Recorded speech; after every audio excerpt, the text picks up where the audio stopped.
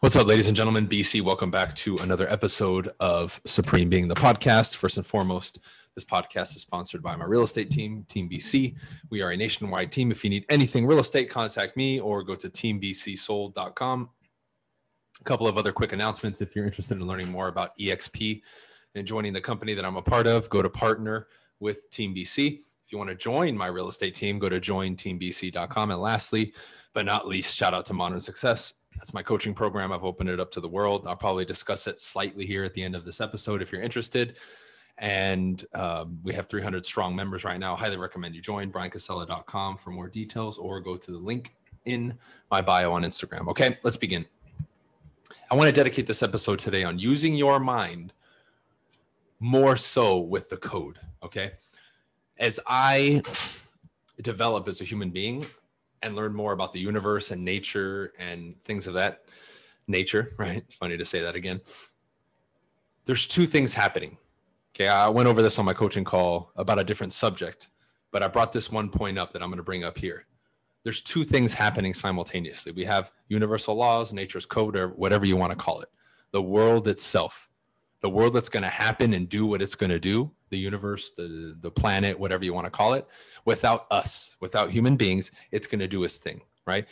Meaning we don't intervene. We don't do anything about it. We don't know about it. We don't talk about it. It's still going to do its thing. The lion is still going to tackle the gazelle, right? The flower's still going to grow, right?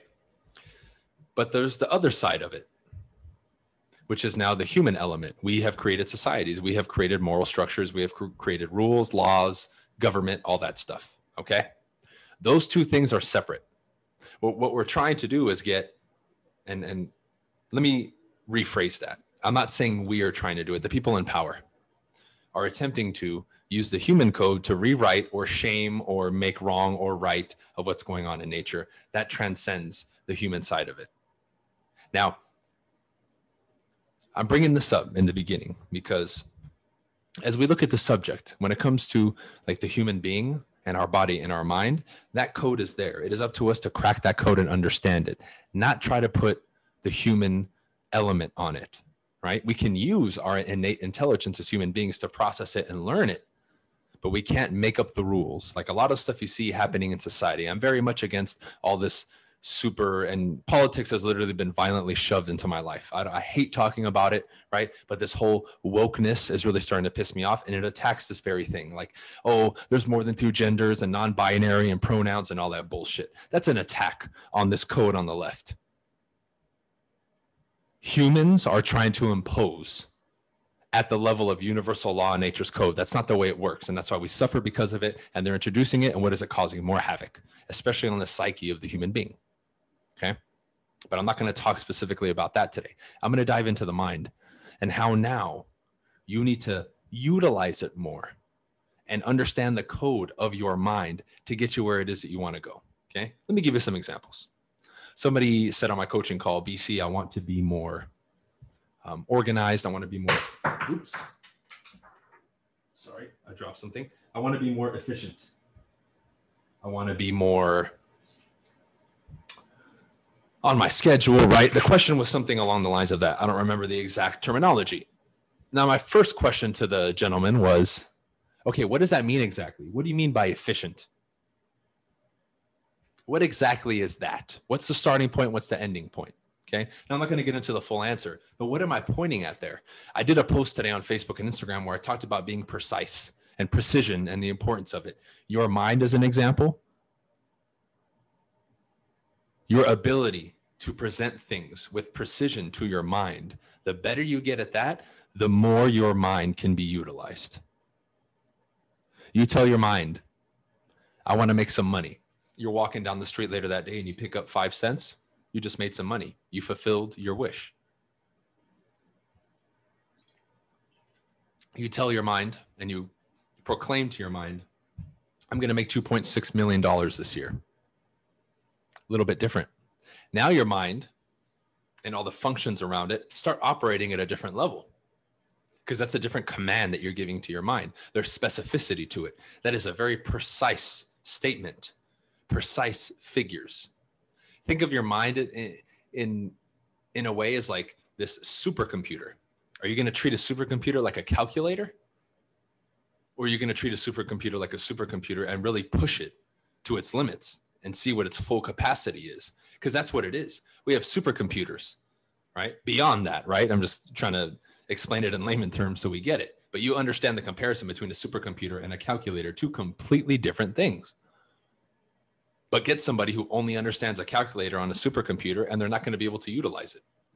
The beauty of it is nature's code has been deciphered through history and through our current times. And we live in the information age, ladies and gentlemen. Just with my podcast or a Google search or a YouTube search, you can find an abundance of great information. Now, there's a sea of bullshit out there too, and it's more and more, but there's still some solid people. There's a lot of books out there and a lot of knowledge, right? That is at your fingertips. So it would behoove you to start understanding the mind a little bit better. And we brought up precision, right? How about this other fact that when you let your mind be idle, people lack the understanding that the mind, the code is survival. That's the code, base code of your mind. Therefore, if I'm wired for survival, my mind, I'm wired for survival, right? What am I looking at? I'm assessing an environment and looking to preserve my mind and my body if I'm that mind wired for survival. So what is it looking for? It's looking for intrusion, threat, possibility of danger all the time. And then you guys, without that understanding, many people will wonder why their mind is always going negative or looking at negative things. Well, it's literally wired for that by default. Now you can change that, of course. That's why incantations, affirmations, and all this other stuff and work and focus are on the mind to try to bring it up to date in a sense. But that mechanism is always going to be there because it's in your nature. Otherwise, your ancestors would not have survived and you wouldn't be here today. So for a reason, it's there. Now, we know that if you let your mind idle, it will default to that mode. When you have things going on, when you're doing things, when you're in action, guess what? Your mind doesn't have time to process that because it's focused on the activity at hand. Why do you think I'm not recommending to people to go watch Netflix and bullshit and sit there idly and do nothing? Right? Because what feeds into that mechanism, this is another aspect of the mind, is your mind is a lot simpler than you think. The majority of what you do is violently shoved into the subconscious level. Your mind doesn't want to process a lot of things at the conscious level. It wants to push as many to the subconscious level. So what I mean by that is it wants to create, how does it do it? It creates patterns that it passes through your neurology all the time. So with that said, it wants to take an activity, something you learn, a technique, something that you're doing, and enjoy the show of my cat grooming himself.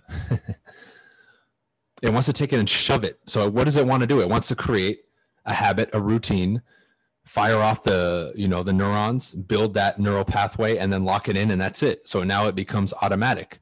So now, with that understanding, if you've been Netflixing over and over, of course it's going to be difficult for you to stop because your mind said, well, I'm doing this all the time. I want to take it out of my conscious mind. I want to just shove it into the subconscious mind. And that's it. Now it's automatic. So now you have to bring it back to the conscious mind and rewire it, which takes time and effort. So if I know that our mind works at that level, man, it's very easy for me to start putting in new habits and changing it. Now, is it challenging at first? Of course. It's supposed to be that way. It's supposed to be that way. Because it's by design. But understand the end goal. That once you rewire it and put something else in, that same mechanism that's working against you will work in your favor, right? A lot of this stuff, once you understand it, you just flip it on itself. That's the beauty of the simultaneous intricacy, but also simplicity of the human mind and how we operate as human beings. So we're only 3 in, but a lot of people think they understand this shit. I'm just giving you the surface of this. It goes many layers beneath that, of course. As far as, being able to spot patterns that have been hidden, right? Get to the root of where that pattern started and how to access it using language, right? Language, right? Words. What better way to access the mind? That is our current technology. Why do you think stuff in technologies like NLP came out? We use words and our communication as human beings to navigate the depths of the mind, reprogram it, understand it, move it, bend it, shape it.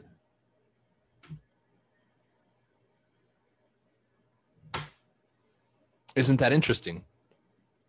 Yet I know a lot of people who still listen to me who have never gotten certified in NLP, refuse to learn it from me, don't study it, and say that it's a pseudoscience. Oh, is it? Okay, then how come my understanding of it and application of it demonstrates mastery of language and the mind? If it's so fake and it's not effective or anything else that I talk about or preach about, how come it's working for me and the people around me? And if you continue to be a bystander, you're watching us create a bigger and bigger lead in every category on everybody, and people are being left behind. How long are people going to witness that before they start catching on and saying, dang, maybe I need to link up with these guys and get on what they're on and learn from them and join this crew and this event and join this program or whatever it is? You got to get with the program, dude, because this stuff is so simple. It's not complicated. It just takes a certain level of understanding and accessing certain information that most people don't know, aren't aware of, or they have no interest in it. Yet it's very important. It's very important. So what else can we do about the mind? The mind is very finicky, right? The mind is very finicky. Remember what I said about survival. So already it's going to filter a lot of things when it comes into your mind from the negative perspective. So one thing you can do to combat that is presenting questions. How do you guide the mind effectively? Presenting questions, the proper questions. The better questions you present to your head, like when you're having a conversation with yourself, forget about other people, right? Because we know about persuasion and influence, asking people questions and all that, but put that to the side for a second and let's just deal you with you right now.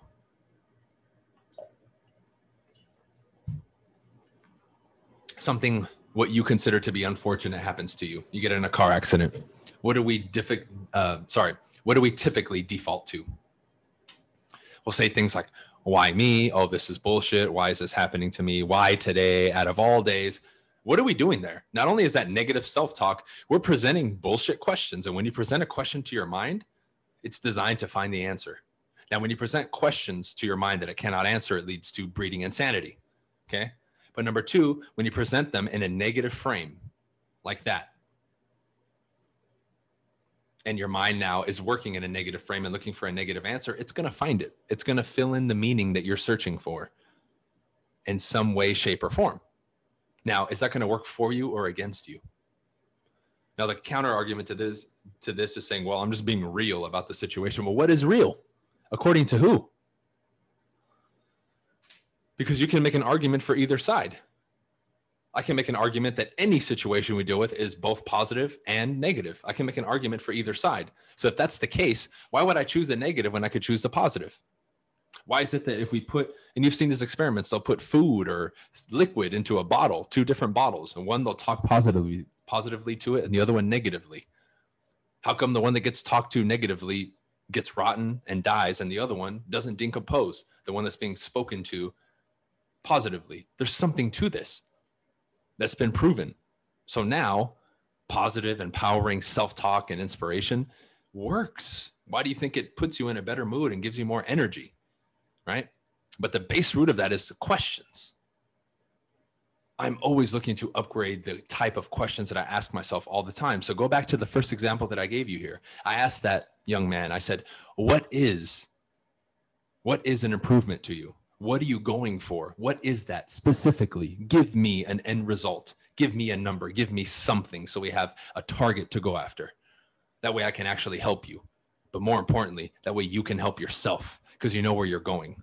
That would be like putting a plane in the air and they don't know where they're going. Well, we're just flying. What a waste. A plane before it takes off has a starting point and a destination already, and it has guides that help it. It has a navigation system. It has the towers helping them and guiding them, right? They have radar. They have everything. Think of your mind like that. But if you just throw the plane in the air and you're like, well, hopefully we find the destination, that's what most people are doing. And it's sad. It really is. So we know that questions are extremely effective, right? Another thing is your ability to take the mind in spurts, because you can't do this indefinitely, in spurts, and focus it on one thing. If you harness the ability to do that, man, if you have your mind focusing on one thing at a time, you will be a rock star. But in today's day and age, oh, you can't do that. We're in a fast-paced world. You need to learn to multitask. Bullshit. That is the dumbest advice. That's the quickest way to get somebody in a state of feeling worthless, absolutely worthless. If you're going to do 10 things at once versus one thing at a time, if you do 10 things at once, you're never going to be as effective as somebody who does it one at a time. It's just impossible. And don't give me that one exception to the rule that you know, because that doesn't count. Well, this one person I know does 5 things at a time. Okay, that's one. How about the average person on the planet? Come on. But why do we do this? Why do we feel the need to do this? Is it to impress people? Is it for social media? Is it for your own ego? What is it? I don't know. But you have to be able to answer that.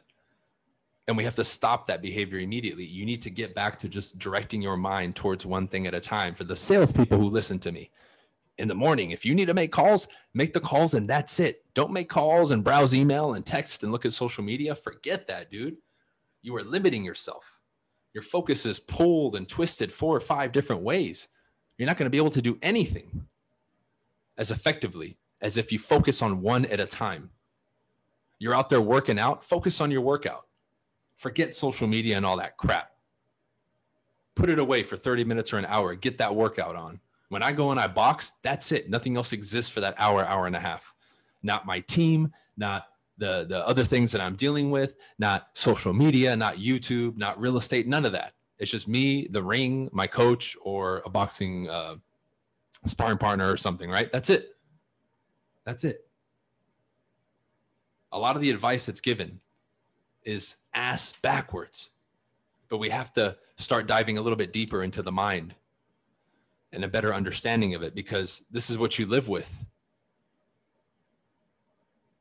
And micro improvements on a daily basis, weekly basis, monthly basis, yearly basis start to create a different output, meaning I operate on a level like I do now, and the people around me, I'm teaching them, that other people look at what you do as if it's magic or extraordinary, when it's really not. We're just using what we have like it's supposed to be used. And that now becomes incredible because the average person doesn't understand the tools that they're working with. It's like giving 2 people a gun. One person shoots them and the other person is like digging the dirt with it. Come on, dude. But we got to get with the program. So I gave you some very basic concepts today that you can work with and begin to make this change. This is what you got to focus on. This mind is what you bring to everything that you do. And application of these principles over time and refined and learned and understood and mastered will give you improvements in any area and every area of your life, period. Point blank, end of story. Ask better questions, right? Focus on what you need to focus on. The more this is done, the easier this becomes for you. Right? I don't deal with, let me list off some things people deal with: lack of motivation or constant, incessant chatter in my mind, not being able to sleep, not being able to turn my mind off, in quotes. How about sitting in silence? Can you do that? What a good way to work on focusing on your mind. Turn the music off. Is it cool to have on? Sure. All the time, or feel like you need to have it on all the time? Not cool at all. That makes you weak. That means you don't have control of your mind. But let's push ourselves a little bit, okay? So I'll end this episode here. Thank you, guys. Dive more into the mind. If you're interested in joining Modern Success, check the links. You have all the other ones. Join Team BC, partner with Team BC, briancasella.com. If you guys need anything real estate, reach out to me or my team, and we'll take care of you. We are now nationwide. All right, that's it for this one. Peace.